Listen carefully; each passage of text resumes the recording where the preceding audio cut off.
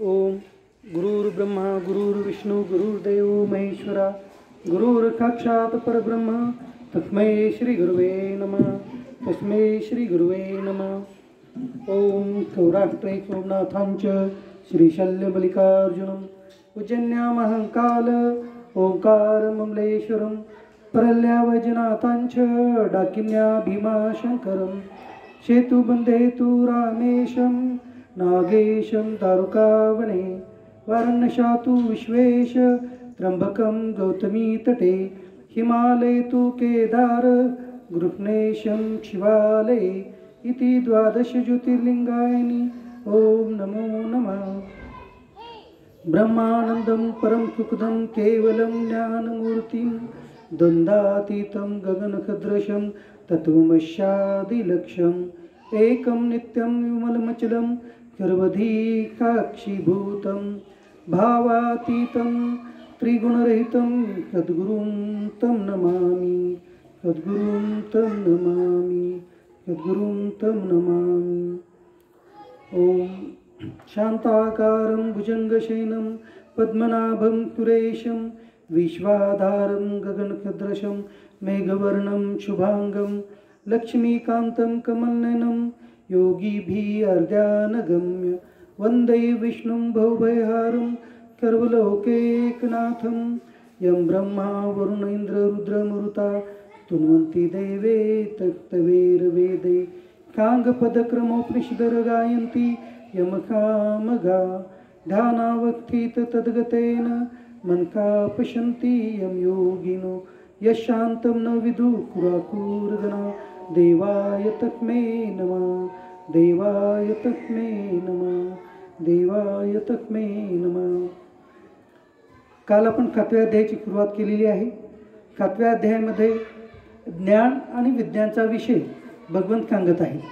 ज्ञान म्हणजे काय, तर या सर्व ब्रह्मांडामध्ये सर्व भूतमात्रांच्या ठिकाणी परब्रह्म परमात्मा भगवंतच विराजमान आहेत, हे जे सांगणं आहे याला ज्ञान म्हणतात। म्हणजे सर्व ब्रह्मांड जे आहे ब्रह्मांडाच्या रूपाने आपल्याला दिसतं, परंतु ते खरं पाहता भगवंतच आहेत हे जाणणं म्हणजे याला ज्ञान म्हणतात। आणि विज्ञान म्हणजे काय, विज्ञान म्हणजे त्याच परब्रह्म परमात्म्याचा किंवा भगवंताचा अंश आपल्या मनवल्या जाणाऱ्या या शरीरात आहे। आणि या सर्व आपण इथे बसलेल्या सर्वच मनुष्यांच्या, इथे खेळणारे लहान बाळ त्यांच्या शरीरामध्ये, इथे असणारे वनस्पती सर्व प्राणी यांच्यामध्ये पण याच भगवंताचा अंश बसलेला आहे हे जाणणं म्हणजे विज्ञान। ज्ञान विज्ञान याला म्हणतात। ज्ञान म्हणजे सगळीकडे भगवंताचं आहे हे जाणणं ज्ञान, आणि त्याच भगवंताचा अंश आपल्या ठिकाणी आणि सर्वांच्या ठिकाणी बसलेला आहे हे जाणणं म्हणजे विज्ञान।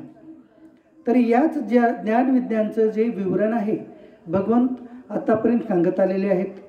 मग त्यांनी एक उदाहरण दिलं की तुम्ही अशा रीतीने समजा की आपल्या एक दोरीची माळ आहे आणि त्या माळामध्ये जसं आपण रुद्राक्षाची माळ आहे किंवा आपल्या तुळशीची माळ आहे, त्यामध्ये तुळशीच्या माळामध्ये किंवा रुद्राक्षाच्या माळामध्ये काय राहतं की एक दोरी आहे आणि त्या दोरीमध्ये रुद्राक्षाच्या मणी ओवलेल्या आहेत, किंवा तुळशीच्या माळेमध्ये एका दोरीमध्ये तुळशीची मणी ओवलेले आहेत म्हणून तिला काय म्हणतात, तुळशीची माळ म्हणतात।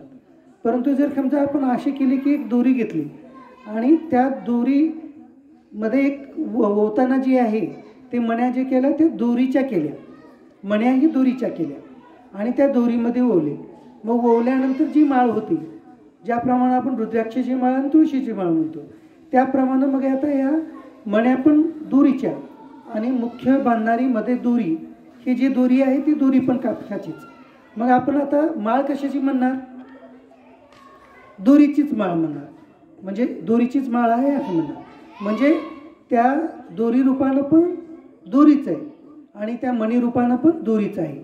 त्याप्रमाणे भगवंत या श्लोकामध्ये सांगत आहेत की तुम्ही ज्याप्रमाणे ही दोरीच्या माळेमध्ये मणीमध्ये एक दोरीच आहे, त्याप्रमाणे या सर्व ब्रह्मांडामध्ये सर्व भूतमात्रामध्ये मीच आहे। म्हणजे दोरी रूपानं पण मीच आहे आणि त्यानंतर ह्या सर्व भूतमात्राच्या रूपानं सुद्धा मीच आहे अख्खं भगवंताचं कांग आहे. मग हे उदाहरण देऊ भगवंतानी हे ज्ञान आपल्याला दिलं. मत परतरम नान्यंत किंचित अस्ति धनंजया मयी सर्वमिदं प्रोतम पुत्रे मणिगणाईव. म्हणजे पुत्र म्हणजे काय? दोरी. दोरीमध्ये ज्याप्रमाणे अधिष्ठान रूपानं मी आहे आणि या भूतमात्रांच्या रूपानं सुद्धा परत मीच आहे. हे जे कांगणं आहे भगवंताचं ते कांगणं म्हणजेच सर्वीकडे मीच आहे हे सांगून आता भगवान श्रीकृष्ण पुढील श्लोकाचा आरंभ करत आहेत. ते म्हणजे काय ते आपण पाहण्याचा प्रयत्न करूया. या ज्ञान विज्ञान विवरण तत्वाचं वर्णन करताना पुढे भगवंतता जे आहे विभूतीचं वर्णन थोडक्यामध्ये करते. रसोऽहमप्सु कौन्तेय प्रभास्मि शशि सूर्ययोः प्रणवः सर्ववेदेषु शब्दः खे पौरुषं दृशो. आता भगवान श्रीकृष्ण या श्लोकामध्ये म्हणत आहेत की हे अर्जुना, मी पाण्यातील रख आहे, चंद्रसूर्यातील प्रकाश आहे, सर्व वेदातील ओंकार आहे, आकाशातील शब्द आणि पुरुषातील पुरुषत्व आहे. आता भगवान श्रीकृष्ण या श्लोकामध्ये विभूतीचं वर्णन थोडक्यामध्ये करत आहेत. पहिल्यांदा सांगितले त्यांनी मी पाण्यातील रस आहे. पाण्यातील रस आहे म्हणजे काय? पाण्यामध्ये जो द्रव्य गुण आहे म्हणजे द्रवपणा जे आहे, पाण्याचा जो प्रवाही होणं वाहनं हा गुणधर्म आहे. तो गुणधर्म जो आहे पाणी वाहतं तर तो वाहनेपणा किंवा पाण्यातली एक चव आहे, रस आहे, गंध आहे, त्याच्यामध्ये जे पिल्यानंतर आपली तहान भागते. तर हे जे आहे तहान भागण्याचा हा गुणधर्म किंवा पाणी वाहण्याचा हा गुणधर्म जो आहे तो मी आहे अख्खं भगवंतांचं कांग आहे. म्हणजे मुख्य जे आहे पाण्यामध्ये आपलं तहान भागवणं हे गुणधर्म किंवा पाणी प्रवाहीपणाने वाहणं हे जे गुणधर्म आहे ते म्हणजेच मी आहे अख्खं भगवंत सांगत आहेत. त्याच्यानंतर पुढे सांगत आहेत की चंद्र सूर्यातील प्रकाश मी आहे. आता चंद्र आणि सूर्य जे आहेत ते कशामुळे आपल्याला जाणवतात? चंद्र रात्रीच्या वेळेला आपल्याला जाणवतं. कशामुळे जाणवतं चंद्र आहे म्हणून? तर चंद्राच्या ठिकाणी असलेल्या प्रकाशामुळे आपल्याला जाणतो की हा जाणता येतं की हे प्रकाश आहे चंद्राचा म्हणून ते चंद्र आहे. म्हणजे चंद्राला जाणीव व्हायची ते मुख्य गोष्ट काय त्याच्यातली? तर प्रकाश आहे. मग हे प्रकाश जे आहेत चंद्रामध्ये ते पण भगवंताचं स्वरूपच आहे. त्याप्रमाणे सूर्यामध्ये जे प्रकाश आहे ते सुद्धा मी आहे असं भगवंतांनी सांगत आहेत. त्याच्यानंतर भगवंत सांगत आहेत की सर्व वेदातील ओंकार मी आहे. ओंकार जे आहे अ, उ आणि म या 3 मात्रापासून ओंकार बनलेला आहे. आता या 3 मात्रापासून बनलेलं ओंकार मीच आहे असं भगवंत सांगत आहेत. म्हणजे काय? सर्व वेदामध्ये अनेक मंत्र आहेत. मग त्या मंत्रामध्ये मुख्य प्रत्येक मंत्राची सुरुवात होताना ओंकारापासून ओमपासून त्या मंत्राची सुरुवात झालेली आहे. म्हणून भगवंत सांगत आहेत की ते ओंकार म्हणजे मीच आहे. त्यानंतर पुढे भगवंत सांगत आहेत की आकाशातील शब्दगुण हा मी आहे. आता आपण बोललेले शब्द जे आहेत तुमच्यापर्यंत ऐकू येत आहेत याला कारण काय? तर या आकाशामध्ये पोकळी जी आहे त्या पोकळीमुळं शब्द जे आहेत ते तरंग रूपाने वाहत आपल्यापर्यंत येतात. तर हे जे शब्द आहे शब्दाचं अस्तित्व विशेष म्हणजे काय आहे? शब्द हे कधीच नष्ट होत नाहीत. आपण बोललेले शब्द जे आहेत ते आकाशामध्ये करोडो काळापर्यंत अनंत काळापर्यंत असेच पूर्ण शब्दमाला तरंगत राहतात. असे काही मंत्र आहेत की जे आपण पाहायचं म्हणलं म्हणजे आज द्वापार युगामध्ये जर श्रीकृष्णांनी बोललेले शब्द हे भगवद्गीता आहे आणि त्याला शब्दबद्ध करून जर ठेवलेलं असेल तर आपल्याला आताही ऐकता येतं. जसं की आता या मोबाईलमध्ये आपण रेकॉर्डिंग करत आहोत आणि ते आपल्याला ऐकता येतं. ही आता रेकॉर्डिंगची संकल्पना आता निघाली म्हणून आपण ऐकून घेऊ शकतो. परंतु जर अशाच प्रकारे जर ह्या शब्द जे विखुरलेले आहे त्या ब्रह्मांडामध्ये आकाशामध्ये आणि याला जर ऐकायचं जर यंत्र निघालं आपण विज्ञानाच्या या काहीने जर त्याची शोध लावलं तर ते त्या यंत्राने ते शब्दसुद्धा ऐकू येऊ शकतात. का? तर ते शब्द कायमस्वरूपी त्रिकालाबद्धीत राहणारेच आहेत. तर म्हणून भगवंताने सांगितलेले की हे शब्द जे आहेत ते शब्द म्हणजे मी आहे असं भगवंत सांगत आहेत. आणि त्यापुढे सांगतात की पुरुषातील कर्तृत्व भाव जो आहे, सर्व मनुष्यातील कर्तृत्व भाव ते म्हणजे मी आहे. कर्तृत्व भाव हे का आहे तर प्रत्येक मनुष्यांच्या ठिकाणी त्यांचं जे अस्तित्व आहे ते त्याच्या कर्तव्य कर्म करण्याशी निगडीत आहे. म्हणून भगवंत सांगतात की जे कर्तव्य कर्म करण्याची प्रत्येकाच्या ठिकाणी जी लालसा आहे, फक्त ते आपल्याला करताना जे आहे ते निष्काम भावनेनं करणं गरजेचं आहे. परंतु ते जे कर्तव्य कर्म करणं आहे ते म्हणजेच मी आहे असं भगवंत सांगत आहेत. या पुढील श्लोकामध्ये भगवंत म्हणत आहेत की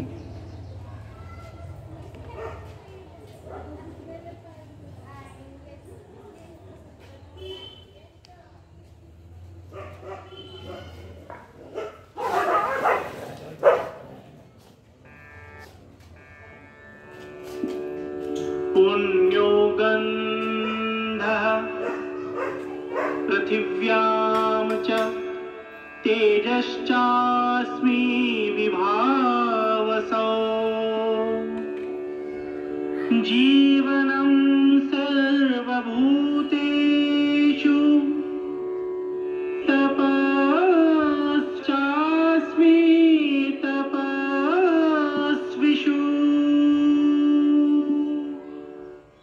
आता यापुढे भगवंत सांगत आहेत की मी पृथ्वीतील गंध आहे आणि अग्नीतील तेज आहे, तसेच सर्व भूतांचे जीवन मी आहे आणि तपस्व्यातील तप आहे. आता भगवंत सांगतात की या पृथ्वीमध्ये जो पृथ्वीचा जो गंध आहे म्हणजे पृथ्वीतला मातीपणा आणि त्या माती जी आहे, मृदा जी आहे, त्याच्यामध्ये जो विशिष्ट प्रकारचा गंध आहे तो इतर कोणत्याही पदार्थामध्ये जाणवत नाही आहे. तर ही पृथ्वीतील जे मृदामधल्या किंवा मातीतला जे पवित्र गंध आहे तो म्हणजे मी आहे भगवंत सांगतात. त्याच्यानंतर तेज महाभूतातील, अग्नी महाभूतातील जे तेज आहे त्याच्यातला तेजस्वीपणा जो गुण आहे तो म्हणजे मी आहे असं भगवंत म्हणतात. आणि त्यानंतर पुढे सांगतात की आपल्या सर्व भूतमात्रांचं, आपले मनुष्य मात्र आहे, त्यानंतर प्राणी मात्र आहे, त्याच्यानंतर हे वनस्पती आहेत, यांच्या सर्वांचं जीवनकाल जे आहे म्हणजे प्रत्येकानं प्रदान केलेलं जे आयुष्य आहे ते म्हणजे मीच आहे असं भगवंतांचं सांगणं आहे. त्याच्यानंतर सांगतात की तपस्व्यातील तप ही मी आहे. तपस्वी मनुष्यामध्ये जी तप करण्याची भावना आहे ती भावनासुद्धा मीच आहे असं भगवंतांचं सांगणं आहे. याच्या पुढच्या श्लोकात भगवंत म्हणत आहेत की बीजं मां सर्वभूतानां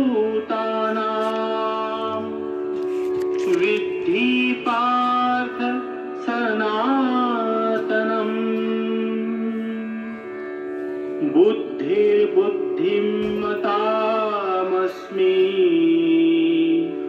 तेजस्तेजस्विनामहम्.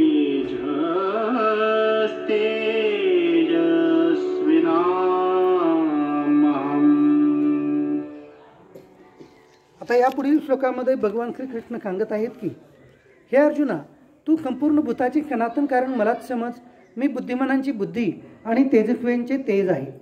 आता पहा, भगवंत सांगत आहेत की या श्लोकामध्ये तू मला सर्व भूतांचं सनातन कारण समज. आता सर्व भूतांचं सनातन कारण म्हणजे काय, जे कधीही जन्म पावलेलं नाही अशाला सनातन म्हणतात. जे पूर्ण अनंत काळापासून जे आहे, ज्याला मरणही नाही त्याला सनातन म्हणतात. जे अनादी काळापासून चालत आले आहे त्याला सनातन कारण म्हणतात. तर असं सनातन कारण जे आहे तू मलाच जाण असं भगवंत म्हणतात. सर्व भूतमात्रांचं सनातन कारण मलाच.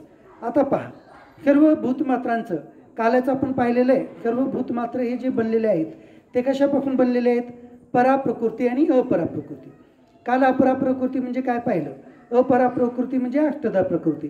म्हणजे काय, पृथ्वी आप तेज वायू आकाश हे पंचमहाभूते आणि मन बुद्धी आणि अहंकार याच्यापासून जे जे शरीर बनतात ते शरीरे म्हणजे अष्टधा प्रकृतीचे किंवा अपराप्रकृतीचे.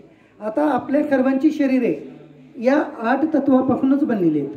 म्हणजे आपल्या शरीरामध्ये जे काही आहे ह्या पूर्ण पंचमहाभूताचे घटकच आहेत. आणि त्यानंतर मन बुद्धी आणि अहंकार हे जे आहे ते त्रिगुणापासून बनलेले आहे. म्हणजे सत्व रज तम या तिन्ही गुणापासून हे तिन्ही बनलेले आहेत. सत्व रज तम तिन्ही गुणापासून मन बुद्धी अहंकार हे बनलेले आहेत. झालं. म्हणजे ह्याचा अर्थ काय, हे पूर्ण शरीर आणि सूक्ष्म देह जे आहे ते कशापासून बनलेलं आहे? अष्टादश प्रकृतीपासून. त्याच्यानंतर आपल्या सर्वांच्या भूतमात्रांच्या शरीरामध्ये जो सनातन अंश भगवंताचा बसलेला आहे त्याला म्हणतात पराप्रकृती. तर हे पराप्रकृती जी आहे म्हणजे आपला आत्मा किंवा ज्याला आपण जीवात्मा म्हणतो तो. म्हणजे थोडक्यात काय झालं?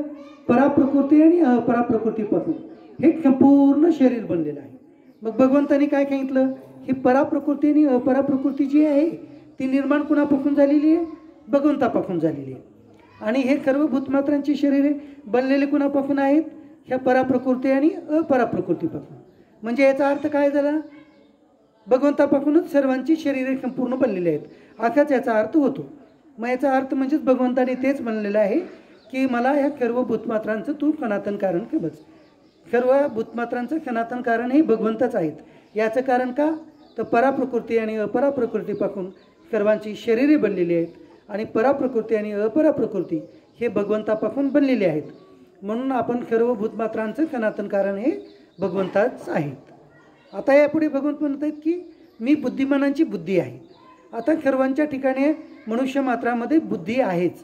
तर सर्वांच्या ठिकाणी जी बुद्धी आहे तो बुद्धीचा अंशसुद्धा भगवंताचाच आहे.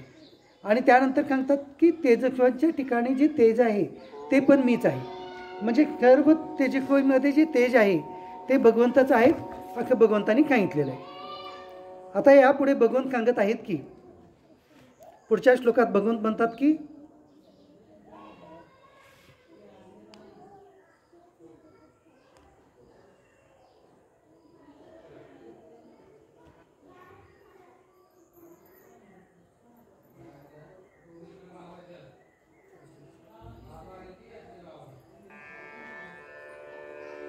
पुण्यो गन्धः पृथिव्यां च तेजश्चास्मि विभावसौ जीवनं सर्वभूतेषु तपश्चास्मि तपस्विषु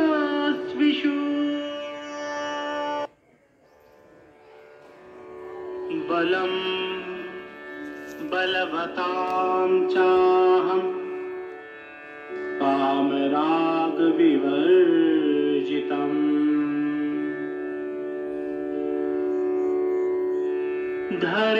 धर्मविरुद्धो भूतेषु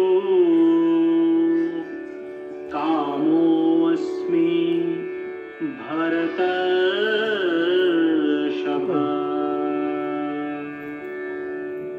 आता यापुढील श्लोकात भगवान श्रीकृष्ण सांगत आहेत की हे भरत श्रेष्ठ, अर्जुन जे होते भरत कुलामध्ये उत्पन्न झालेत म्हणून त्याला म्हणतात की भरत कुलातील सर्व श्रेष्ठ आखा तू भक्त, म्हणून त्याला भरत श्रेष्ठ आखा भगवंत म्हणतात.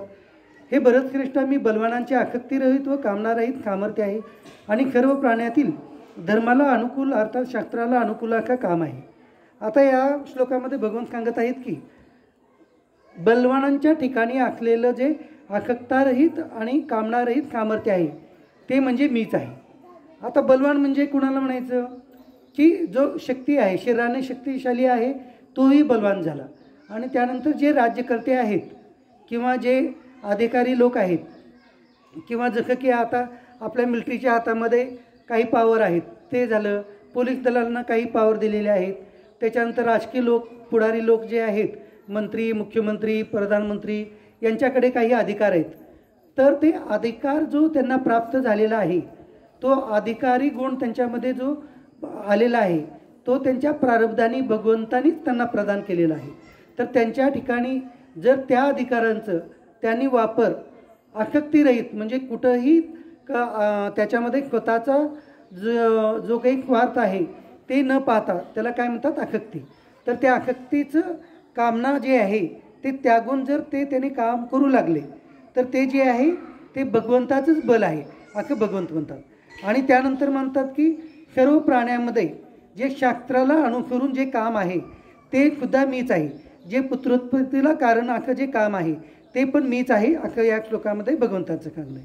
आता यापुढील श्लोकामध्ये भगवंत सांगतात की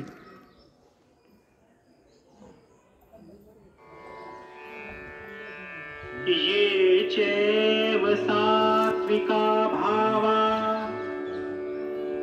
राजसास्तामसाश्च ये मत्त एवेति तान् विद्धि न त्वहं तेषु ते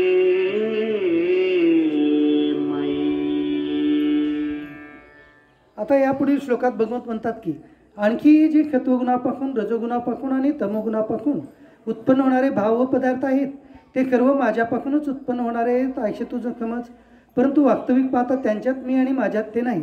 आता भगवंत सांगतात की सत्वगुण, रजोगुण आणि तमोगुण हे तीन गुण जे आहेत हे तीन गुण पण आणि त्यापासून उत्पन्न होणारे जितके काही भाव भावना आहेत आणि पदार्थ आहेत ते सर्व माझ्यापासूनच उत्पन्न होणार आहेत असे तू समज. सृष्टी उत्पत्तीचं जे कारण आहे त्यामध्ये मुख्यतः काय आहे तर भगवंतापासून उत्पन्न झाली महामाया, ज्याला आपण देवी माता म्हणू, लक्ष्मी माता म्हणू, यांची उत्पत्ती भगवंतापासूनच झालेली. आणि त्या महामायेपासून जे आहे ते तीन गुण जे आहेत ते उत्पन्न झाले, त्यांना म्हणून महामाया म्हणतात. ते तीन गुण कोणते? सत्वगुण, रजोगुण आणि तमोगुण. मग ह्या तीन गुणापासूनच प्रत्येकाच्या शरीरामध्ये जे अनेक प्रकारचे भाव आहेत, म्हणजे प्रत्येकाच्या मनामध्ये वेगवेगळ्या प्रकारची भावना जी उत्पन्न होतात त्यांच्या प्रारब्धाप्रमाणे ते उत्पन्न होतात, संकल्प उत्पन्न होतात. तर ते जे भाव आहेत ते पण माझ्यापासूनच उत्पन्न झालेले आहेत असं तू जाण, असं भगवंत सांगत आहे. म्हणजे थोडक्यात काय तर हे तीन गुण जे आहेत ते भगवंतापासून निर्माण झाले आहेत, म्हणून त्यांच्यापासून जे काही भावना उत्पन्न होत आहेत ते सुद्धा भगवंतापासूनच निर्माण झालेत असं तू समज. आणि त्याच्या पुढे म्हणतात की ते गुण माझ्यापासून म्हणजे तिन्ही गुण निर्माण माझ्यापासून झालेले आहेत, सत्वगुण, रजोगुण आणि तमोगुण. परंतु त्यांच्यापासून जे परत प्रत्येक मनुष्यामध्ये जे काही प्रकारचे वेगवेगळे भाव निर्माण होतात त्यांच्यामध्ये मात्र मी नाही आहे. म्हणजे तो निर्माण होणारे जे भाव आहेत त्याला कारण काय आहे तर प्रत्येकाचा जो स्वभाव आहे, जो अहंकार आहे, तो अहंकार मात्र हा त्याला कारणीभूत आहे. म्हणजे भगवंताचा मुख्य जो स्वभाव आहे किंवा सत्वगुण, रजोगुण, तमोगुण हे कारणीभूत न होता आपल्या मनुष्यांच्या ठिकाणी असणारे अहंकार जे आहेत, जे की सात्विक अहंकार आहे, राजसिक आहे, तामसिक अहंकार आहे, या तिन्ही प्रकारचा अहंकार ते भावना आपल्यामध्ये उत्पन्न होण्याला कारणीभूत आहेत. म्हणून भगवंत म्हणतात की त्या गुणामध्ये मी नाही असं समज. आणि दुसरीकडे म्हणतात की ते गुण माझ्यापासून उत्पन्न झालेले ते समज. म्हणजे मुख्यतः जी महामायाची उत्पत्ती आहे ती माझ्यापासून आहे, पण तुमच्यामध्ये ज्या काही प्रकारच्या अहंकारामुळे उत्पन्न होणारे भावना आहेत ते मात्र मी नाही, हे भगवंतांनी या श्लोकामध्ये सांगितलेले. आता यापुढे भगवंत सांगत आहेत की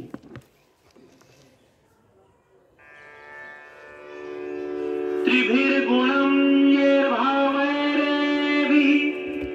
सर्वमिदं जगत् मोहितं नाभिजानाति मामेभ्य अमाव्ययम्.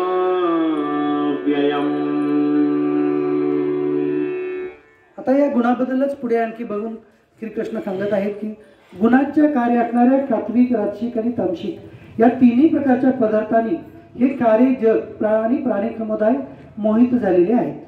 त्यामुळे या तिन्ही गुणांच्या पलीकडे असणाऱ्या अविनाशी अशा मला ते ओळखत नाहीत. आता भगवंत म्हणतात की आता आपण सर्व भूतमात्र आहोत, प्राणी मात्र आहोत. हे या तीन गुणांपासून निर्माण होणाऱ्या भावनापासूनच आपण त्याच्यामध्ये कर्म करण्याला प्रवृत्त होतो आणि त्याच्यामध्येच त्याच बंधनात आपण अडकून पडतो. म्हणजे काय होतं, प्रत्येकाच्या ठिकाणी एक प्रकारचा अहंकारानं त्याचा स्वभाव बनलेला आहे. तर ज्या अहंकारानं त्याचा स्वभाव बनलेला आहे त्या प्रकारचा तो व्यक्ती कर्म करीत राहतो आणि ते कर्म करत राहिल्यामुळं त्या कर्मापासून निर्माण होणाऱ्या ज्या फलाची कामना तो ठेवतो आणि त्या प्रकारचे फल मला प्राप्त व्हावं अशी इच्छा न कळतपणे ठेवतो आणि त्यामध्ये तो अडकून पडतो. आणि अडकून पडल्यामुळे काय होतो, तो जे आपल्या शरीरामध्ये बसलेला भगवंताचा अंश जे आहे त्या अंशाला तो ओळखू शकत नाही. म्हणून आणि जर तो अंशाला ओळखला तर त्या भगवंताच्या अंशाचं काम पुढे भगवंताच्या स्वरूपाचं ज्ञान करून घेणं हे त्याचं आहे. म्हणून काय होतं की आपलं मन बुद्धी जी आहे आपल्या अंशालाच म्हणजे भगवंताच्या अंशालाच ओळखू शकत नाही. मग पुढे तो भगवंताचा अंश स्वतः भगवंताला कसा ओळखेल? म्हणून त्याच्याकरिता भगवंत हे दूर आहेत किंवा ते मनुष्य जे आहेत ते मला ओळखू शकत नाहीये असं भगवंताने या श्लोकात म्हटलेले आहे. आता याच्या पुढील श्लोकात भगवंत म्हणत आहेत की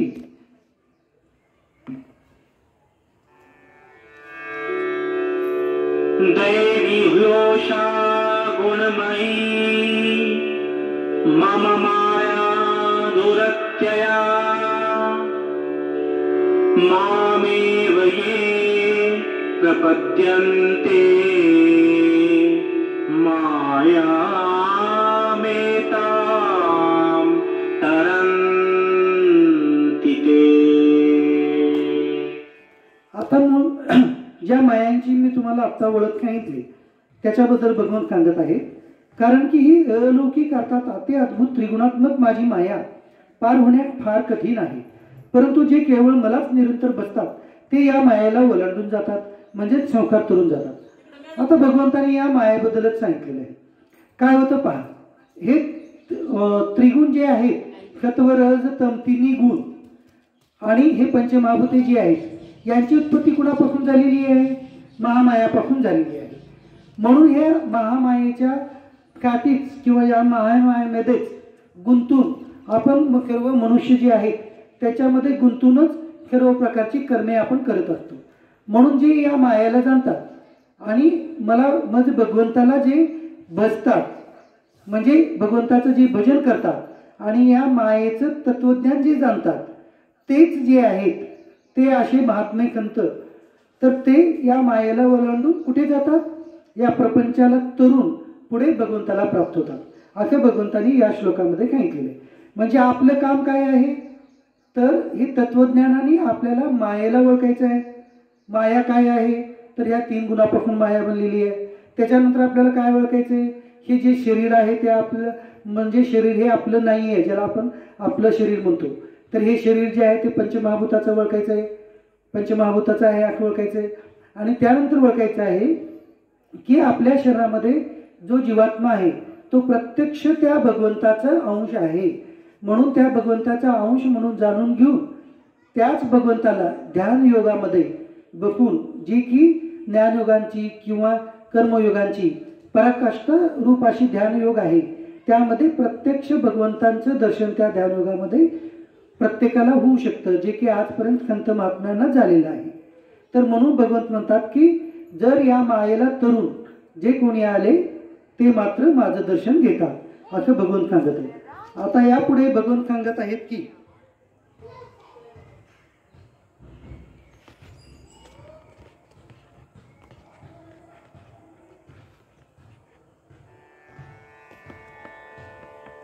दैवी ह्योषा गुणमयी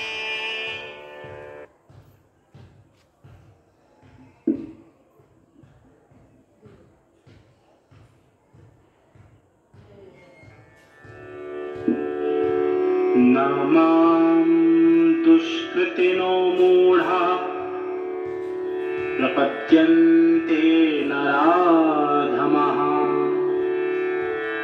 मायया प्रतज्ञाना आसुरं भावमाश्रिताः.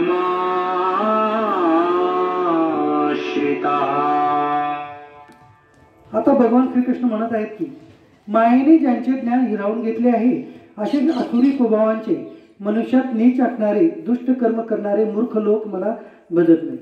आता भगवंताला न भजणारे कोण आहेत तर भगवंताला न भजणारे असे जे आसुरी स्वभावाचे किंवा मूढ लोक आहेत किंवा दुष्ट कर्म करणारे लोक आहेत जे की मला भजत नाहीत. म्हणजे त्या लोकांना काय करतात ते तर त्यांचं ज्ञान मायेनं हरण करून घेतलेलं आहे. म्हणजे त्यांचे कर्मच अशा प्रकारचे आहेत की जे आसुरी स्वभावाचे आहेत. म्हणून त्यांना दुसऱ्या आणखी अनंत पापांचं फल त्यांना भोगायचं असतं. म्हणून भगवान त्यांच्याकडून जे आहे त्यांचं जे ज्ञान आहे त्यांच्या कर्मामुळे हिरावून घेतात. म्हणून ते आसुरी स्वभावाचे लोक जे आहेत ते या मनुष्य कुळामध्ये जन्म घेऊनही स्वभावाने आसुरी स्वभावाचे राहतात. म्हणजे इतर प्राणीमात्रांचं प्राण घेतात, प्राणाचं हरण करतात, त्याचं ग्रहण करतात, म्हणजे त्याला खातात. नॉनव्हेज खाणारे जे लोक आहेत त्यांच्याविषयी भगवंतांचं म्हणणं आहे. त्याच्यानंतर अनेक प्रकारचे दुष्ट कर्म करणारे असे जे मूर्ख लोक आहेत त्यांना भगवंतांनी मूढ असं म्हटलेलं आहे. तर अशा प्रकारचे जे मनुष्य आहेत ते मात्र मला भजत नाहीत असं भगवंताचं म्हणणं आहे. म्हणजे भजन करणारे कोण, आता याच्या पुढे भगवंत सांगतील. म्हणजे न भजणारे जे आहेत ते मूढ लोक, आणि भजणारे कोण आहेत ते आता भगवंत पुढच्या श्लोकात सांगत आहेत. चतुर्विधा भजन्ते मां जनाः सुकृतिनो जना आर्तो जिज्ञासुरथार्थी ज्ञानी च भरतर्षभा.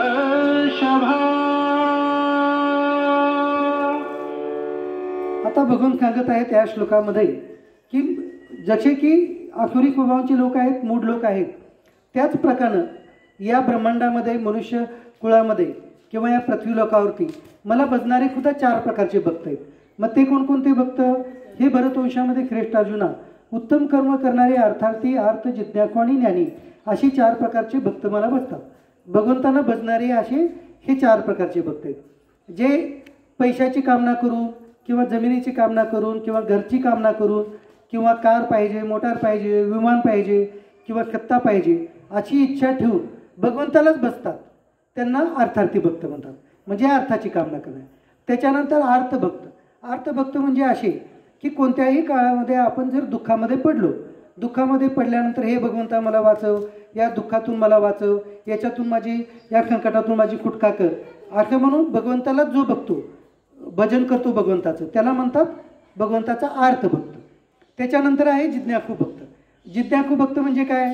जिज्ञासू भक्त म्हणजे आता आपण ज्या प्रकारे हे भगवद्गीतेचं जे काही पारायण आहे किंवा निरूपण आहे हे इथं आपण करत आहोत. मग हे आपण का बरं करत आहोत? तर हे आपण सर्वजण जिज्ञासू भक्त आहोत. म्हणजे आपल्याला जाणून घ्यायचं आहे. काय जाणून घ्यायचं आहे आपल्याला?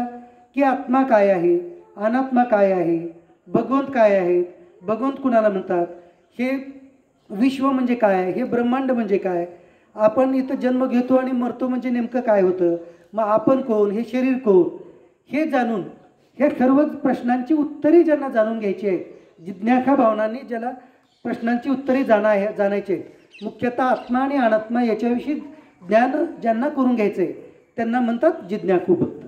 म्हणून आपण हे अर्थार्थी नाही, अर्थ पण नाही, तर आपण सर्वजण जिज्ञासू भक्त आहोत. कारण आपण सर्व कारणांनी आपण भगवंताला जाणण्याचं, आत्मा म्हणजे काय त्याचं ऐकण्याचं किंवा अनात्मा म्हणजे काय हे जाणून घ्यायचा आपण प्रयत्न करत आहोत.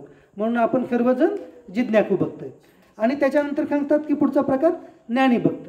ज्ञानीभक्त म्हणजे त्यांचा की ज्यांनी सर्व प्रकारे तत्वज्ञान करून घेऊन त्या भगवंतांना पूर्ण प्रकारे जाणलेलं आहे आणि सर्व ब्रह्मांडामध्ये एकच भगवंत आहे हे ज्ञान याच्यामध्ये परिपूर्णपणे वसत आहे, त्यांना मात्र ज्ञानीभक्त असं भगवंतांनी म्हटलेले. आता याच्या पुढे ज्ञानीभक्तांचं आणखी काही लक्षणं आता भगवंत या पुढील श्लोकामध्ये सांगत आहेत. तेषां ज्ञानी नित्ययुक्त एकभक्तिर्विशिष्यते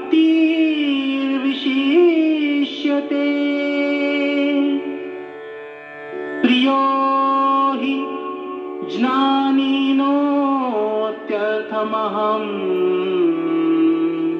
स च मम प्रियः. या श्लोकात भगवंत ज्ञानीभक्ताचं जे वैशिष्ट्य आहे ते सांगताना म्हणतात की त्यापैकी नेहमी माझ्या ठिकाणी ऐक्यभावाने स्थित असलेला अनन्य प्रेम भक्ती असलेला ज्ञानीभक्त अतिउत्तम होय. कारण मला तत्वता जाणणाऱ्या ज्ञानी माणसाला मी अत्यंत प्रिय आहे आणि तो ज्ञानी मला अत्यंत प्रिय आहे. आता हे 4 प्रकारचे भक्त सांगितले भगवंताने. त्या 4 प्रकारची लक्षणे आपण थोडक्यात पाहिलं. आता भगवंत सांगतात की या 4 भक्तामध्ये पण जो ज्ञानीभक्त आहे तो मला प्रिय आहे. ज्ञानीभक्त प्रिय असण्याचं कारण काय? तर ज्ञानीभक्त जो आहे तो सर्व प्रकारे भगवंताला तत्वताही जाणलेला राहतो, स्वरूपता जाणतो. तत्वता जाणणं म्हणजे काय? अशा प्रकारे भगवंताचे स्वरूप आहेत, भगवंत ह्या पूर्ण ब्रह्मांडामध्ये आहेत हे ज्ञान आणि विज्ञान तत्व जाणणं आणि भगवंताचं स्वरूप तत्व तत्वता आणि स्वरूपही जाणणं. हे जे म्हणजे थोडक्यामध्ये काय, असे आपल्या भगवद्गीतेसारखे ग्रंथ, ज्ञानेश्वरीसारखे ग्रंथ, त्याच्यानंतर तुकाराम गाथा, अभंगवाणी किंवा नंतर षटशास्त्रामधील उत्तर मीमांसा किंवा वेदांत दर्शन ज्याला आपण म्हणतो हे, किंवा वेदाचं ज्ञान, हे जाणून जेव्हा भगवंताला पूर्ण प्रकारे तत्वता आणि स्वरूपता जाणतो किंवा याच्यातील कोणतेही एखादं ग्रंथही, परंतु त्याचं ज्ञान पूर्णतः तत्वता आणि स्वरूपता करून जेव्हा घेतो त्या भक्ताला ज्ञानी भक्त अशी उपमा भगवंतांनी दिलेली आहे. मग आखा जो ज्ञानी भक्त आहे तो मात्र मला अत्यंत प्रिय आहे अख्या भगवंतांचं म्हणणं आहे. अख्या जो ज्ञानी प्रकारचा भक्त आहे तो भगवंताला प्रिय आहे. म्हणजे 4 प्रकारातील भक्त कोणता प्रिय भगवंता झाला? ज्ञानी भक्त झाला. बाकीचे प्रिय आहेत, परंतु सर्वात प्रिय कोण आहे तर ज्ञानी भक्त आहे. बरं, हे ज्ञानी भक्त प्रियच काय आहेत, मग दुसरे काय बरं नाहीत? अख्या त्याच्याबद्दल शंका आली तर त्याचं उत्तर भगवंत सांगत आहेत. उदारा सर्व एवैते ज्ञानित्वात्मैव मे मतम् आस्थितः स हि युक्तात्मा मामेवानोत्मां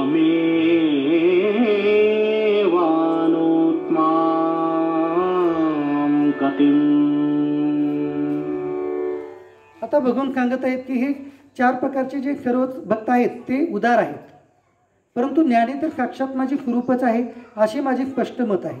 कारण तो माझ्या ठिकाणी मनबुद्धी असणारा ज्ञानी भक्त अतिउत्तम गती स्वरूप अशा माझ्यामध्येच चांगल्या प्रकारे स्थित असतो. आता भगवंत सांगत आहेत की हे 4 प्रकारचे जे भक्त आहेत त्याच्यामधील जे पहिले 3 भक्त आहेत ते निसंशयतः उदार आहेत.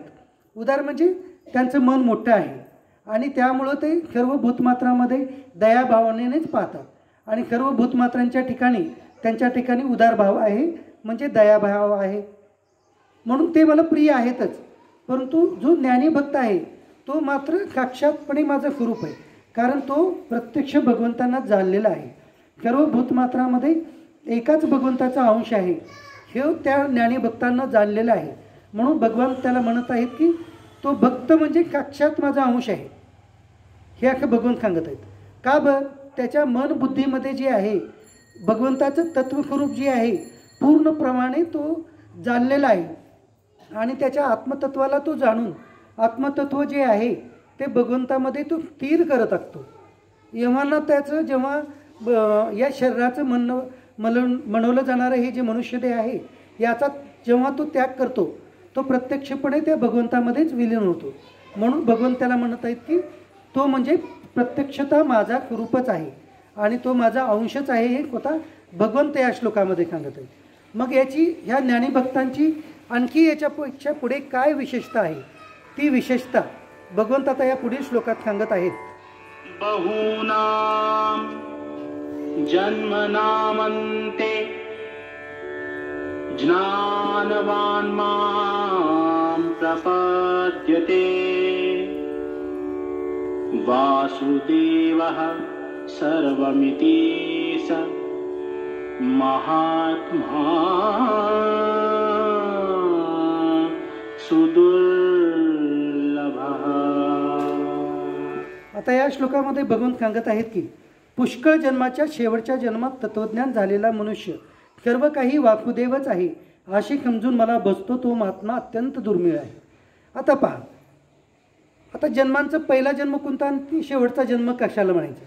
आता जर एक आपण वर्तुळ काढलं आणि ते वर्तुळ काढताना पुढे कोणी नाही आहे आणि वर्तुळ काढल्यानंतर आपण म्हणलं की हे याचा वर्तुळाचा पहिला बिंदू कोणता, हे न पाहणाऱ्याला सांगणं शक्य आहे का? वर्तुळ काढताना जर त्या व्यक्तींनाही पाहिलं तर तू सांगू शकतो का वर्तुळातला पहिला बिंदू कोणता आहे? तर हे सांगता येत नाही. तर त्याप्रमाणे हे जे आपले मनुष्यदेह आहेत, आपण आत्तापर्यंत प्रत्येक युगामध्ये आपण जन्म घेतलेलो, प्रत्येक युगामध्ये आजपर्यंत किती युग झाले हे फक्त भगवंताला माहीत. आपण मागं एकदा पाहिलेलं आहे की ब्रह्मदेवांचा 1 दिवस म्हणजे या पृथ्वीतलावरचे 1000 युग, या पृथ्वीतलावरचे 1000 युग म्हणजे ब्रह्मदेवाचा 1 दिवस झाला. आणि अशा प्रकारे ब्रह्मदेवांचं आयुष्य जे आहे ते 100 वर्षे आहे. आणि आपल्या युगामध्ये जे आहेत आपल्या कलियुगाचं आयुष्य मर्यादा सांगितलेले 4,32,000 वर्ष. त्याच्या दुप्पट द्वापार युगाच्या दुप्पट त्रेतायुग आणि त्रेतायुगाच्या दुप्पट परत पहिलं सत्ययुग. मग अशा प्रकारची ही युग जे आहेत, एका युगामध्ये एका चतुर्युगामध्ये 4 युग. तर अशा प्रकारची युगसंख्या 1000 झाल्यानंतर ब्रह्मदेवाचा 1 दिवस होतो. हे पुराणामध्ये वर्णन आलेलं आहे. पुराणामध्ये याचं वर्णन आहे आणि गीतेमध्ये पण आलेलं आहे पुढच्या ठिकाणी. तर अशा प्रकारे जे वर्णन आहे, तर अशा या जन्ममालेतून किंवा जन्म मरण चक्र परंपरेतून आपल्या सर्वांचा जन्म झालेला आहे. तर अखा तो महात्मा जो की ज्ञानी भक्त आहे, तो काय करतो की त्याचा शेवटचा जो जन्म आहे म्हणजे काय होतं पहा. ज्या जन्मामध्ये मनुष्य जन्मामध्ये फक्त हे जाणणं कुठं शक्य आहे, तर मनुष्य जन्मामध्ये जाणणं शक्य आहे. तर अशा त्या मनुष्य जन्मामध्ये जेव्हा हा मनुष्य जाणतो की मी जो आहे, म्हणजे तो जाणतो की मी या भगवंताचा अंश आहे आणि या सर्व ब्रह्मांडामध्ये एक भगवंतच सगळीकडे आहेत. सर्व काही वासुदेवच आहेत. म्हणजे वसुदेवाचे पुत्र म्हणून भगवान श्रीकृष्णांचं एक नाव वासुदेव पण होतं. म्हणून भगवंतांनी इथं असं म्हणलेलं आहे की सर्व काही वासुदेवच आहे. असा जो भक्त पाहतो तो भक्त कसा आहे, तो अत्यंत दुर्मिळ आहे. या ब्रह्मांडामध्ये अशा प्रकारचा जो भक्त आहे तो दुर्मिळ आहे. भगवंतच स्वतः सांगत आहेत की ह्या ज्ञानाचं जे दुर्मिळपणा आहे ते भगवंतच स्वतः त्यांच्या मुखानं सांगत आहेत की म्हणजे हे ज्ञान जाणणं जे आहे, ज्ञानी भक्त होणं हे जे होणं आहे, भगवंताला तत्वता जाणणं जे आहे, भगवंताचं स्वरूप जाणणं जे आहे, हे फारच दुर्लभ आहे असं भगवंत सांगत आहेत. म्हणून आपण असं काही दुःख करायची हे नाही आहे. आता अकिनगिरी साहेब काल बसल्या जागी परत म्हणत होते की आपण या सगळ्यांनी एवढं महत्त्वाचं ज्ञान हे जाणून घ्या. तर हे दुर्मिळ ज्ञान आहे. प्रत्येकाचं जाणणं हे प्रत्येकांच्या नशिबी राहत नाही आहे. त्याला आपण काहीही करू शकत नाही. ज्यांच्या ठिकाणी आहे, योग्यता आहे, ज्यांचं भगवंतांचे त्या प्रकारचे कर्म आहेत, त्यांनाच ते पाठवून देऊ शकतात. म्हणजे इथेच नाही, प्रत्येक जागी जिथं जिथं आपण सुद्धा वेगवेगळ्या ठिकाणी प्रत्येक जागी असे सत्संग घडतं. प्रत्येक जागी आपण जात नाही, म्हणजे तिथलेही आपले कर्म कुठेतरी कर्म आहेत, पापकर्माचे फळ भोगायचे आहेत म्हणून आपण तिथं जात नाही. तर अशा प्रकारचं भगवंतांचं सांगणं आहे की जो महात्मा अत्यंत दुर्मिळ आहे तोच मला अशा प्रकारे जाणू शकतो. असं स्वतः भगवंताचंच म्हणणं आहे. आणि असं जो महात्मा जाणला की ज्ञान विज्ञान ज्यांनी जाणलं की हे सर्व ब्रह्मांड जे आहे ते एकाच भगवंतापासून बनलेलं आहे आणि माझ्याही शरीरामध्ये आणि इतरांच्या सर्व भूतमात्रांच्या शरीरामध्ये एकच भगवंताचा अंश बसलेला आहे. असा जो जाणतो तो महात्मा अत्यंत दुर्मिळ आहे असं स्वतः भगवंताचं जाणणं आहे. आणि असा जो महात्मा जाणला त्याला भगवंतांनी काय म्हणलेलं आहे, त्याला त्याचा हा शेवटचा जन्म असं स्वतः भगवंतच सांगत आहेत. म्हणजे त्याला मोक्षच पुढे प्राप्त होईल असं स्वतः भगवंतच या श्लोकामध्ये सांगितलेले. 7व्या अध्यायातील 19वा श्लोक आहे. बहुनाम जन्मनामांते ज्ञानवान प्रपद्यते वासुदेव सर्वमिती स महात्मा सुदुर्लभा. बहुनाम जन्मनामांते म्हणजे याचा अर्थ काय, बहुनाम म्हणजे अनेक जन्मातील शेवटचा जन्म तो तुमचा हा, असं भगवंतांनी स्वतः सांगितलेलं आहे. की जेव्हा तुम्ही जाणून घेतात, अगोदर काय सांगितले त्यांनी, ज्ञानीभक्ताची लक्षणे सांगितली. आणि ज्ञानीभक्त जो आहे तो मला प्रिय आहे आणि असा जो ज्ञानीभक्त आहे तो मला प्रिय असलेला त्याचा मात्र हा शेवटचा जन्म असेल असं भगवंत सांगत आहे. आता या विशेष सांगतो, हे ज्ञानीभक्त होण्याची पात्रता या पृथ्वी तलावरती आता जवळपास 600 करोड मनुष्य आहेत वेगवेगळ्या धर्मातील. त्या प्रत्येक मनुष्यांची ही पात्रता आहे. कारण मनुष्य जन्म भगवंत त्यालाच प्रदान करतात की ज्याच्या ठिकाणी हे ज्ञानीभक्त होण्याची पात्रता आहे त्यालाच भगवंत मनुष्य जन्म देतात. परंतु इथं आल्यानंतर त्याचे स्वतःच्या स्वाभाविक कर्मामुळे आणि त्याच्या अहंकारामुळे वेगवेगळ्या प्रकारचे तो कर्म करतो आणि कर्म केल्यामुळं त्या प्रकारची कर्म केल्यामुळं त्याला प्रारब्ध त्याचं असं बनतं की तो ह्या प्रकारचं मनुष्य जन्मामध्ये राहून सुद्धा भगवंताला जाणण्याचा प्रयत्न करायचं, त्याचं प्रयत्न जे आहे तो यशस्वी होत नाही. तर याच्यामुळे कारण जे आहे ते आपला स्वतःचा जो स्वाभाविक अहंकार आहे तोच मुख्य आहे. परंतु मनुष्य सर्वजण भगवंताला जाणून घेण्यासाठी पात्र आहेत असं भगवंताचं सांगणं आहे.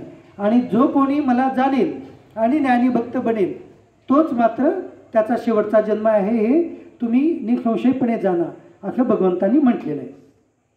आता या पुढील श्लोकामध्ये भगवंत आणखी याच्याविषयी पुढील भाव सांगत आहेत की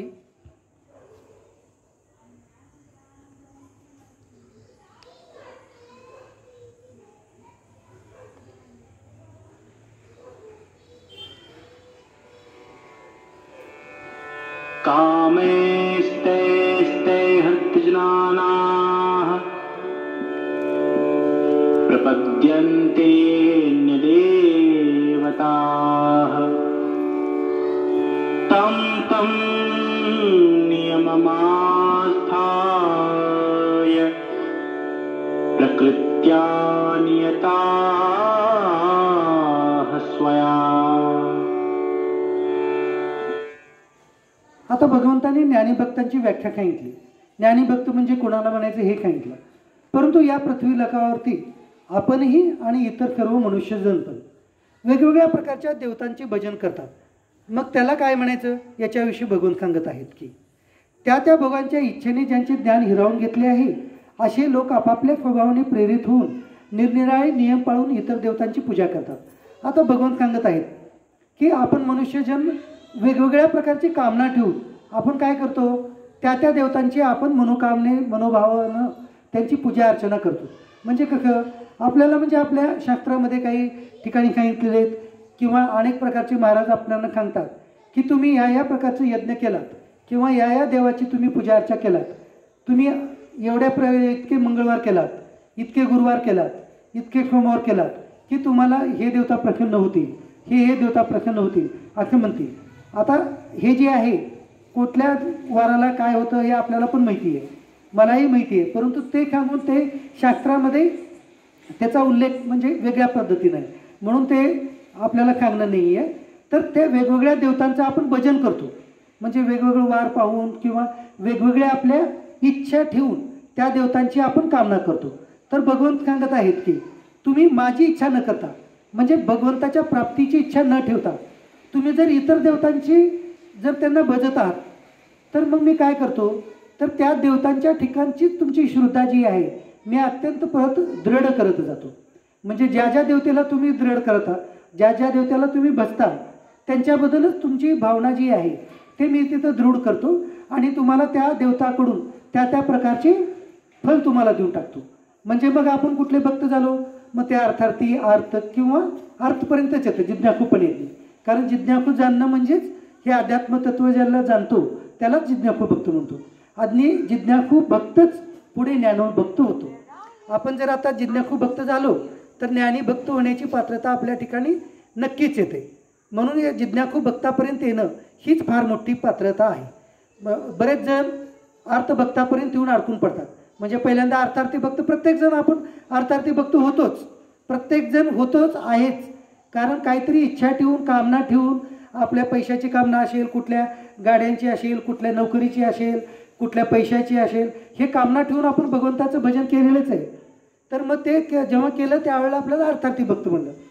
आणि पुन्हा जाऊन जेव्हा संकट आलं त्या संकटामध्ये हे देवा, हे ईश्वरा, हे महादेवा, हे विष्णुदेवा, हे श्रीकृष्णा, मला या संकटातून तू दूर कर आपण म्हणलेलो आहोतच आत्तापर्यंत. म्हणून ते आपण अर्थभक्तही झालो.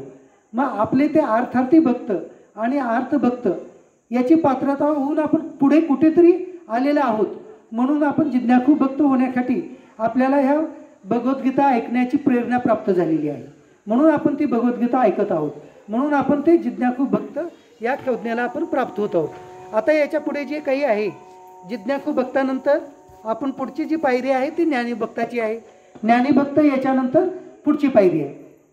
परंतु आता आपल्या ज्ञानीभक्ताविषयी भगवंतांनी पुढे अगोदर मागत सांगितलेले. आता या श्लोकामध्ये भगवंतांनी जे सांगितलेले अर्थभक्त आणि अर्थार्थ भक्तांचं जे काही इतर देवतांना ते भजतात त्यांच्याविषयीच सांगितलेले. आपणही आणि आणखी बाकी काही या तर मनुष्य जन्मामध्ये जन्म घेतलेले आणखी काही प्रकारचे भक्तच आहेत ते, परंतु वेगवेगळ्या देवतांना भजतात वेगवेगळ्या कामना ठेवून. ते सुद्धा माझेच भक्त आहेत परंतु वेगळ्या प्रकाराने ते माझे भक्त आहेत असं भगवंतांचं या श्लोकामध्ये सांगणं आहे. मग आता यांच्याविषयी भगवंत पुढे आणखी थोडंसं सांगत आहेत ते आपण पाहूया.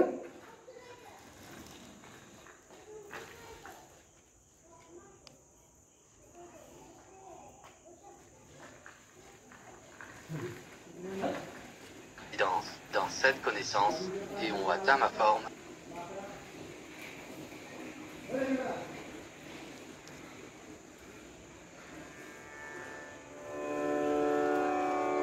यो यो यां यां तनुं भक्तः श्रद्धयार्चितुमिच्छति तस्य तस्याचलां श्रद्धां तामेव विदधाम्यहम्।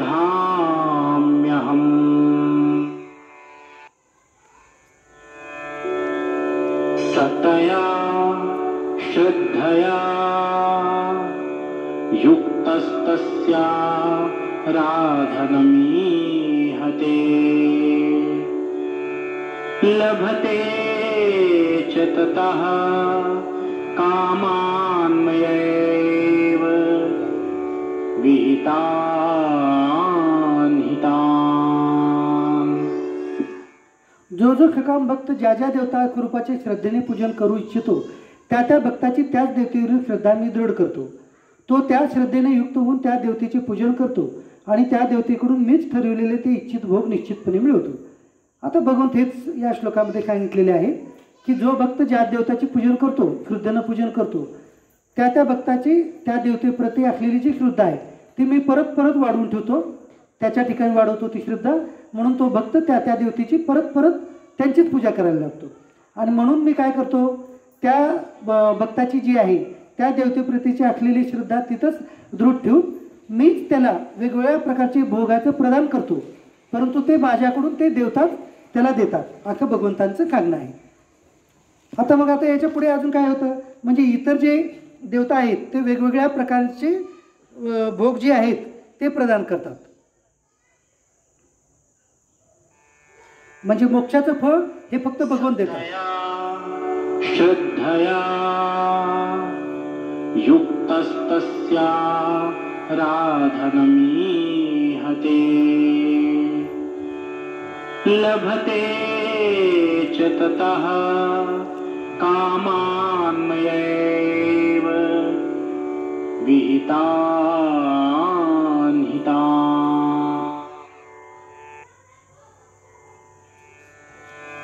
अन्तवक्तु फलं तेषां तद्भवत्यल्पमेधसां देवान् देवयजो यान्ति मदभक्ता यान्ति मामपि। आता अशा भक्तांना जिज्ञासू भक्त आणि ज्ञानी भक्ताच्या तुलनेमध्ये बघून काय म्हणतात पहा। पण त्या मंदबुद्धी लोकांचे ते फळ नाशवंत असते, तसेच देवतांची पूजा करणारे देवतांना प्राप्त होतात आणि माझे भक्त मला कशीही बुजवून अंती ते मलाच येऊन मिळतात। आता भगवंत काय म्हणत आहेत की अशा प्रकारचे जे अर्थार्थी भक्त आणि अर्थभक्त आहेत त्यांना भगवंतांनी जिज्ञासू भक्तांच्या तुलनेमध्ये, ज्ञानी भक्तांच्या तुलनेमध्ये भगवंतांनी त्यांना काय म्हणलेले, मंदबुद्धीचे भक्त म्हणलेले।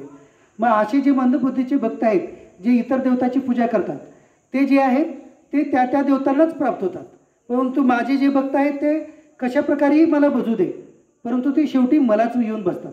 म्हणजे भगवंताचं काय म्हणणं आहे की इतर देवतांचं पूजा करताना किंवा त्यांना भजत असताना आपण ते अर्थार्थी भक्त किंवा अर्थभक्त होऊनच ते भजू शकतात आणि त्यांना भजल्यामुळे त्याच देवतांना प्राप्त होतात।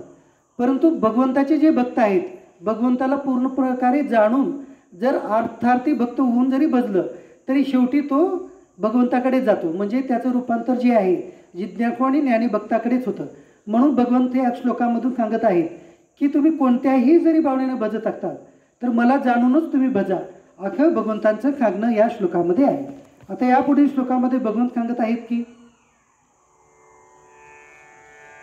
अंतवक्तु फलं तेषां तद्भवत्यल्पमेधसां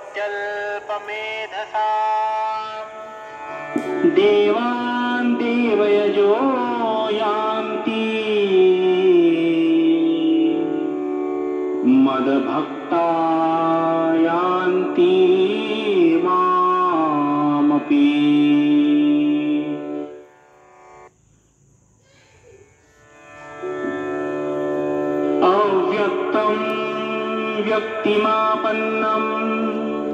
मन्यन्ते मामबुद्धयः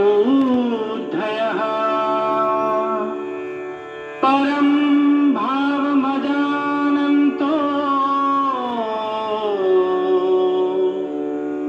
ममाव्ययमनोत्तमम्. आता हे 4 प्रकारचे जे भक्त आहेत यांना खोडून दुसरे जे मूढ लोक आहेत त्यांच्याविषयी भगवान सांगत आहेत की मूढ लोक माझ्या सर्वश्रेष्ठ अविनाशी अशा परमभावाला न जाणता मन इंद्रियाच्या पलीकडे असणाऱ्या खच्चिदानंद घन परमात्मा स्वरूप मला मनुष्याप्रमाणे जन्म घेऊन प्रगट झालेला म्हणतात. आता बाकीचे जे मूढ भक्त आहेत म्हणजे जे मूढ जन आहेत ते मात्र भगवंताला जाणूच शकत नाहीत. तर ते भगवंताला न जाणता भगवंताच्या अवताराला वगैरे जे आहे ते प्रत्यक्ष भगवंत स्वरूप न मानता फक्त एक मनुष्यच आखा जाणतात. म्हणून ते भगवंताला कधीही भजू शकत नाहीत आणि त्यांची भावना फक्त एकच राहते की मनुष्य रूपामध्ये भगवंत कसं येतील काय येतील ह्या अशा वेगवेगळ्या प्रकारची जी शंका घेणारी आहेत त्यांना मूढ असं भगवंतांनी म्हटलेलं आहे. म्हणजे त्यांचे विपरीत भावना असतात अशाविषयी त्याचा विचार करायचा नाही आहे असं भगवंतांनी या श्लोकामध्ये सांगितलेलं आहे. आता यापुढे भगवान श्रीकृष्ण म्हणत आहेत की नाहं प्रकाशः सर्वस्य योगमाया समावृतः मूढोऽयं नाभिजानाति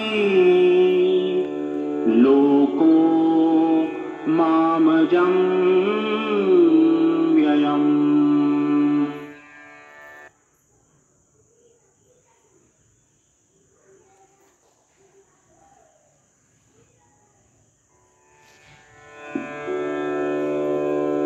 वेदाहं समतीतानि वर्तमानानि चार्जुना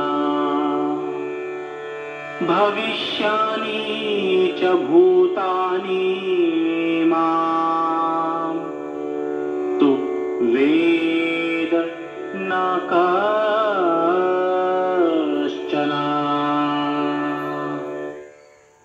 आपल्या योगमायेने लपलेला मी सर्वांना प्रत्यक्ष दिसत नाही म्हणून हे अज्ञानी लोक जन्म नसलेल्या अविनाशी मला परमेश्वराला जाणत नाहीत. अर्थात मी जन्मणारा मरणारा आहे असे समजतात. हे अर्जुना पूर्वी होऊन गेलेल्या वर्तमान काळातील आणि पुढे होणाऱ्या सर्व प्राण्यांना मी जाणतो पण श्रद्धा भक्ती नसलेला कोणीही मला जाणत नाही. आता भगवान श्रीकृष्ण सांगत आहेत की भगवंताला सर्वजण जाणू शकत नाहीत. भगवंताचा जो भाव आहे त्यांचा अविनाशी जो भाव आहे हे प्रत्येकजण जाणू शकत नाही. तर हे जाणणारा फक्त ज्ञानी भक्तच असतो.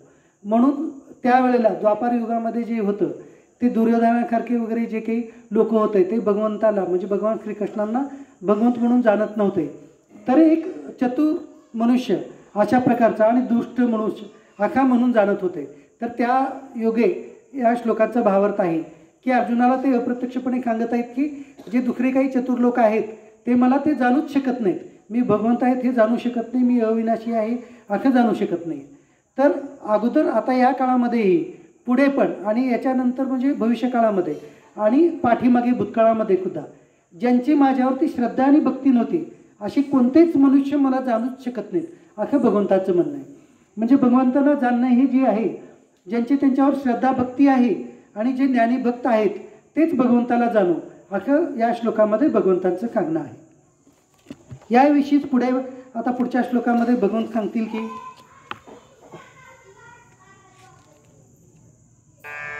इच्छाद्वेष समुत्थेन द्वन्द्वमोहेन भारत सर्वभूतानि सम्मोहम् सर्गे यान्ति परन्तपा.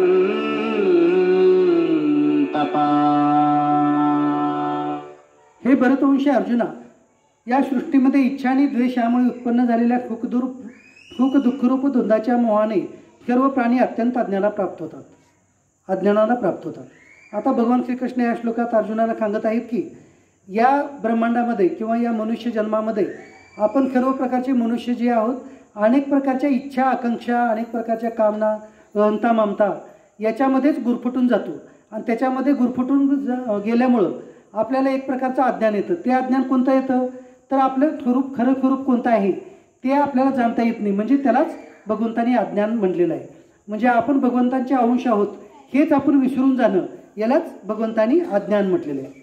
मग आता हे अज्ञान झाल्यामुळं आपल्या काय काय चुका होतात ते भगवंत पुढे सांगत आहेत की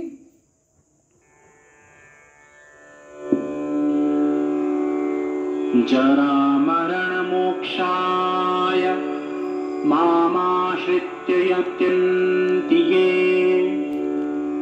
ते ब्रह्मा त्वदिदुः कृत्स्नम् अध्यात्मं कर्म चाखिलम्.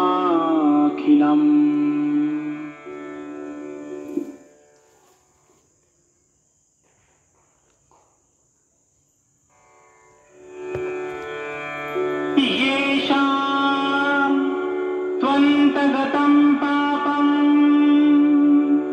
जनानां पुण्यकर्मणां ते द्वन्द्वमोहनिर्मुक्ता भजन्ते मां दृढव्रता. परंतु निष्काम भावाने श्रेष्ठ कर्माचे आचरण करणाऱ्या ज्या मनुष्याचे पाप नष्ट झाले आहे ते प्रीतिद्वेषाने उत्पन्न होणाऱ्या द्वंद्वरूप मोहापासून मुक्त असलेले असे ते दृढ निश्चयी भक्त मला सर्व प्रकारचे बसतात. आता भगवंत या श्लोकामध्ये सांगत आहेत की जे मूळ मनुष्य नाहीत परंतु माझे भक्त आहेत ते भक्त काय करतात तर या प्रकारचे जे द्वंद्व आहे, द्वंद्व म्हणजे काय सुख दुःख द्वंद्व आणि त्याच्यानंतर अहंता ममता कामना याचा सर्वांचा त्याग करून ते जे भक्त आहेत भगवंताला जाणून त्यांना भगवंताला भजतात.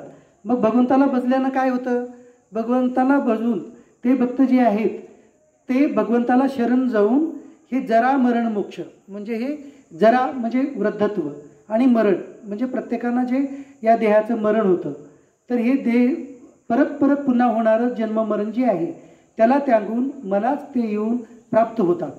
मग असे जे प्राप्त होणारे जे आहेत ते भक्त मला अजून कशा प्रकारे जाणतात याच्याविषयी जे आहे ते पुढे भगवान सांगता आहेत की ते जे भक्त आहेत ते ब्रह्म अध्यात्म आणि संपूर्ण कर्म हे जाणतात. मग आता हे काय आहे याच्याबद्दल जे आहे पुढच्या अध्यायामध्ये वर्णन येतं. साधिभूताधिदैवं मां साधियज्ञं च ये विदुः प्रयाणकाले अपि च मां ते विदुर्युक्तचेतसः.